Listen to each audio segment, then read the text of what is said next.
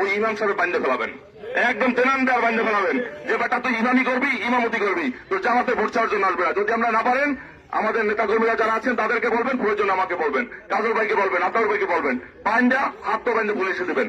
জামাতের ভোট চাইলে হুজুর করে বান দিয়া ফেলাইতো কেন ভাই? জামাত কি কোনো অনিবন্ধিত দল নাকি? বাংলাদেশের সংবিধান অনুযায়ী সে নির্বাচন করতে পারবে, নির্বাচন করার সব রকমের কোয়ালিটি তার আছে। সে নিবন্ধিত দল।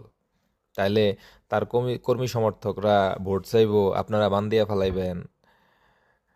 কি দেশটা কি আপনাকে বাপদাদার নাকি? ফ্যাসিস্ট আওয়ামী লীগও কিন্তু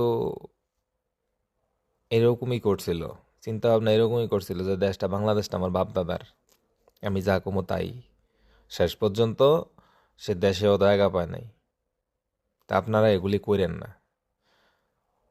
শহীদ প্রেসিডেন্ট জিয়াউর রহমানের দল সবাই শহীদ প্রেসিডেন্ট জিয়াউর রহমানের শ্রদ্ধা করে, আপসীর নেত্রী বেগম খালেদা জিয়ার শ্রদ্ধা করে। এমন কোনো কাজ করেন না যেটার জন্য ওনাদেরকে মানুষ ঘৃণা করব।